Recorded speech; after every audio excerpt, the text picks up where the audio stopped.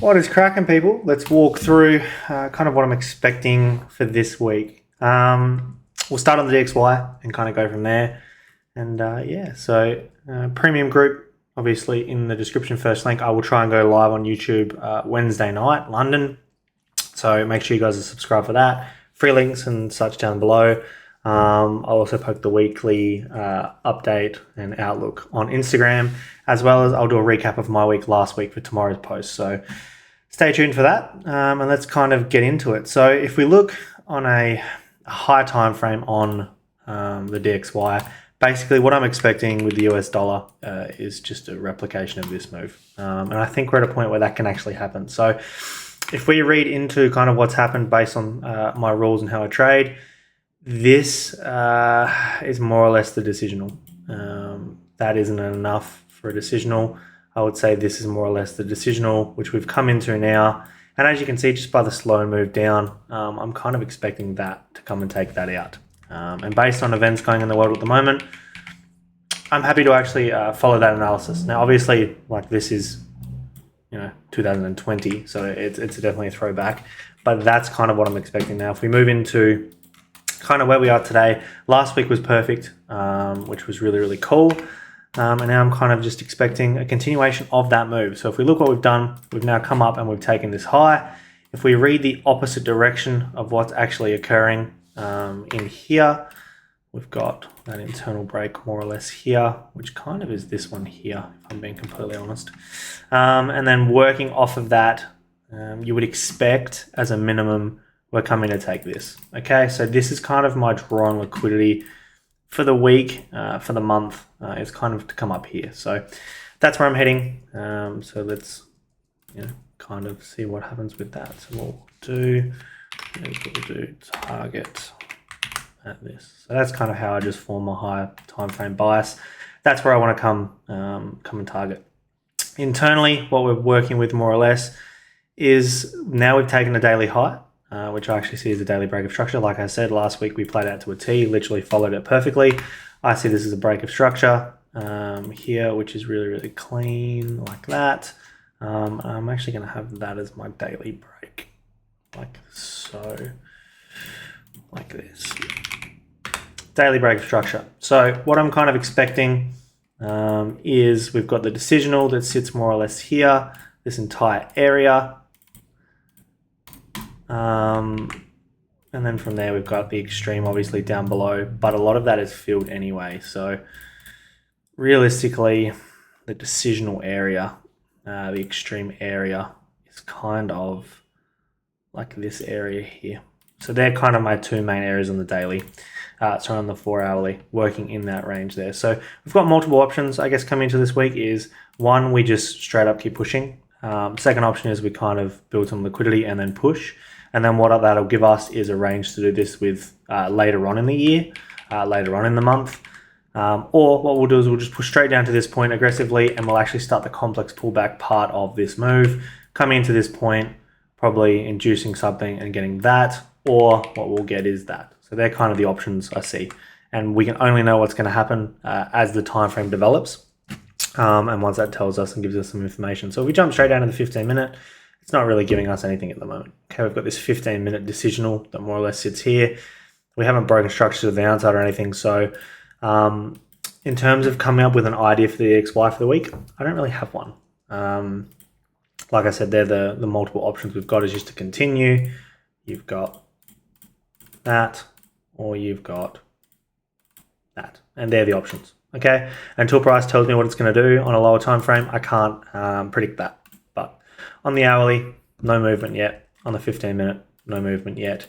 We've got a small internal break. It's not enough for me to use. That's more or less my range. So until we come and take this low, pull back up, and then break the next low, I'm not really interested in a pullback at all. So at the moment, we're bullish. Euro more or less goes the same way. We came down and we took this 4-hour point, which is actually the daily low. As you can see, the low that broke the high. So we have actually daily break of structure to the downside. And these are the two options I kind of have, at least for this week. Okay. Like we know on the DXY, we are due for that bit of a pullback. Euro is much the same. I see the euro just melting. I see us continuing to go lower, and this makes a lot of sense in just the US dollar versus the euro dollar. The US dollar should start to get some strength. So we may actually just continue to sell off, but these are the two pullback areas I'm open to. This is the area of the decisional of that daily break, and is also my 4-hour range. So that is my 4-hour high to low. It's my last impulse. We've got a little bit of retest liquidity that sits in here, and we've got a small decisional that sits in here. I'm okay to trade anywhere from it. As you can see, all of that is more or less filled at the top, so I don't expect us to come to an extreme of sorts. Yes, this is retest. I just see it more unlikely. If anything, if that's a quick move to the upside, I'm okay to sell to buy from that. But if we come up that high, I would say we're coming out to take this high. I'd be very, very surprised. So we've got this area of decisional that more or less sits in here. It's more like an hourly decisional, but I'm okay to use it. Until we confirm any type of pullback, these are the areas I'm targeting. So when you're in a range like this and you're very, very aggressive and you're at the bottom of a range, you expect a pullback. Until the pullback confirms, we are still bearish. So sells are still the go. Until we get that pullback, there's just nothing we can do. On the 15-minute, we have no breaks of structure, nothing to work with. So there is nothing for me to do today. I will not be taking a trade today on the euro. But that is kind of the pullback areas I'm looking at to begin with. If the rate at which we pull back to those areas, I can update how I view those pullbacks to go. But at the moment, they're the two options I have, but they need to be slow pullbacks. I don't want quick pullbacks. Quick pullbacks to me would indicate we're coming more or less into the higher parts of this range, taking this high areas here. All of this is more or less filled, so we would more or less be targeting an area like this one here. But, you know, that's what's that? 16 days ago is when that point was made. So I'm not looking that intraday. It's just more of a high time frame outlook. GU, more or less the same thing. We've actually come now into the daily extreme. The reason I've got this as my daily extreme is all of this is filled. I don't want to use any of it. We've had inducements into mitigation, inducements into mitigations, and all of this point's filled. So we're either going to react off this point or take this point to move.